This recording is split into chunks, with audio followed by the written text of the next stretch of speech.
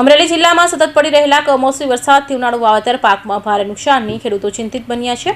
ત્યારે જિલ્લા પંચાયત શિક્ષણ સમિતિના પૂર્વ ચેરમેન વિપુભાઈ દુધાત દ્વારા ઉનાળુ પાકમાં નુકસાનીનું સરકાર દ્વારા સર્વે કરાવી પેકેજ જાહેર કરાવે તેવી માંગ કરી આપી। પ્રતિક્રિયા અમરેલી જિલ્લામાં સતત પડી રહેલા કમોસમી વરસાદથી ઉનાળુ વાવેતર પાકને ભારે નુકસાનની જતા ખેડૂતો ચિંતિત બન્યા છે। ત્યારે મોટા લીલિયા તાલુકામાં પણ ભારે પવન સાથે કમોસમી વરસાદ પડ્યો હતો, જેમાં ખેડૂતોએ ઉનાળુ વાવેતરમાં તલ, મગ, બાજરી સહિત બાકીયાતી પાકોમાં ભારે નુકસાન થતા ખેડૂતો ચિંતિત બન્યા છે।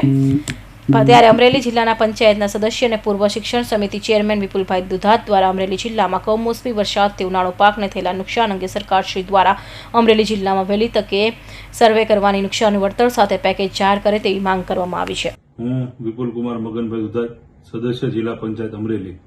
હાલમાં કમોસમી વરસાદ અમરેલી જિલ્લાની અંદર થયેલો હોય તેમાં ખેડૂતોને ખૂબ જ મોટા પ્રમાણમાં અલગ અલગ પાકોની અંદર નુકસાન થયેલું હોય, જેથી આદરણીય ભૂપેન્દ્રભાઈ પટેલ મુખ્યમંત્રી સાહેબને મારી નમ્ર નિવેદન અને માગણી છે કે તાત્કાલિક સર્વે કરાવી અને ખેડૂતોના હિતમાં આર્થિક પેકેજ જાહેર કરવામાં આવે તેવી મારી વિનંતી છે, માગણી છે।